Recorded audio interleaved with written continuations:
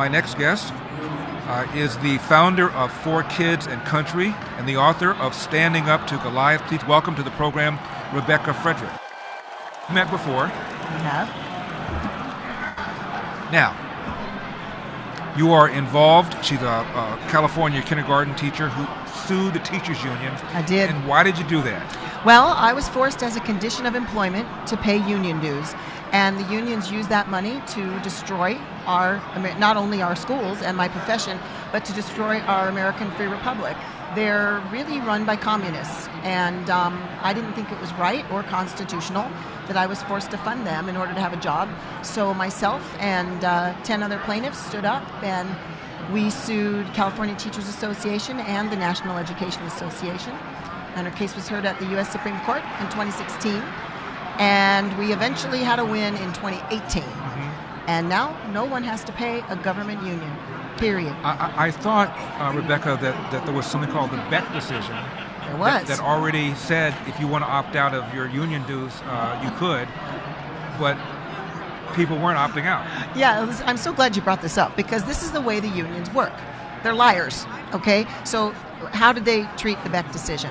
Well, basically, the unions were allowed to decide what money that people were paying them is technically dues and what money is political. So, of course, the unions said this little teeny tiny slice was political and the rest was, germane to funding your representation. So that's how they got away with continuing to force people to fund unions against our will. So until our case and another case called Janus was brought, everyone was forced. You weren't forced to be a member, and you weren't forced to pay, quote, dues, but you were forced to accept their representation, and you were forced to pay fees. So, the difference between dues and fees was about $50. So everyone was paying fees to the unions. That's how they got around it. Tell me about the quality of public education in California.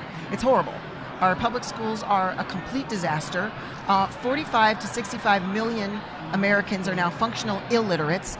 They are that because we pulled phonics out of our schools. It started in the 1930s and it really took hold in the 50s and 60s.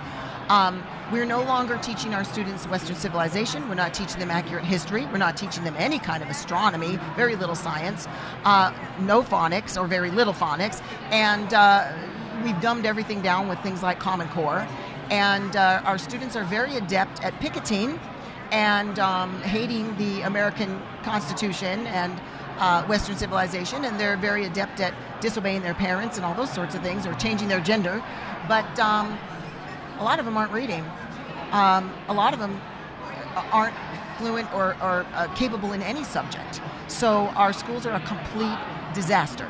But the kids have high self-esteem. Well, supposedly, but I don't think so. Yeah. If you are a girl and you think you're a boy, I don't think you have high self-esteem.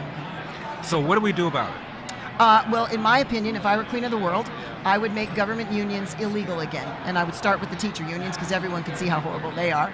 I would get those unions and all special interest groups out of our schools. Even the PTA has been completely dominated and controlled by the unions. It's not really a PTA anymore. So I would get all the special interest groups out. I would, like Trump, close the National Department of Ed, although if I were queen, because queens can do a whole lot more than a president, I would even want the state departments of ed closed, because they're, in many states, very corrupt. So in other words, we need to bring things back to the local neighborhood. In the 1800s, 80% of school funding was from local sources, 20% from the state, 0 from the feds. Let's get back to that. And I think we would improve immediately. Are you still teaching? I'm not. I've moved on to trying to teach Americans about unions. So I left the classroom. I miss my students so much it hurts. But I felt that it was my duty to move on and continue telling people that they're free from unions, because most people don't know. They've been free, but they're unaware of it. Didn't California also dumb down what teachers have to take, the tests they have to take in order to become teachers? Oh my goodness. It's unbelievable. How they could dumb it down any further is just, I have no idea. Look, when I took the California teacher's exam, it's the easiest test I've ever taken in my life, and that was in 87 or something. They gave me every single math formula on the test. I didn't even have to really know it. I just had to know how to apply them. and it's even worse now. Here's what's sad. So my husband was a professor for 42 years. He was an educator in California. And as director of the school, he had access to incoming SAT scores, incoming GPAs of all of his students. And what he discovered is that the lowest incoming SATs and GPAs are of those people who want to become teachers. That's a disaster. It should be the highest SATs and the highest GPAs. We shouldn't have a bunch of dum-dums or a bunch of useful idiots running our classrooms just repeating their uneducated mess. We should have the most educated among us teaching our kids. Yeah, Thomas Sowell has written about that for years. He wrote a book called Inside American Education and found out that the average SAT for a teacher, public school teacher, is lower by far than the average SAT for virtually any other profession. And it's not that we don't have the money. It's not that we're not spending enough money. That's right. But we're spending way too much money, actually. We are very top-heavy. We've hired all kinds of administrators that we don't need. We are very inefficient. Look, my husband's Aunt Jelaine taught 46 years in a one-room schoolhouse.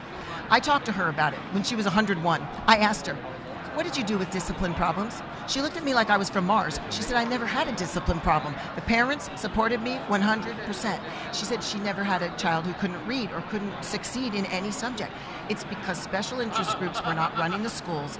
The parents were running the schools, and they hired effective teachers who could do a great job. It's just that simple. Are you optimistic? Very, now that Trump's in office. And I live in California, and I'm optimistic. President Trump sees through the nonsense. I like the way you censored yourself. Thank you. Say that again? I say I like the way you censored yourself. You almost used a different word. Well, I don't curse, but I might have thought it. Yeah. But he sees through it. And, during his first term, he learned the hard way. He got stabbed in the back by a lot of people, and he is building a great team around him, some warriors, some true patriots, people, from the business community too, people who know a few things. And I think there's a lot of reason to hope. I even have hope for my state, California. I'm not escaping. I'm going to stay there and fight. And I think if we could really, first of all, if we could get people to stop funding these wicked unions, the majority of teachers are conservatives. And so let's stop funding the unions, stop giving our enemies so much money. Why would we do that?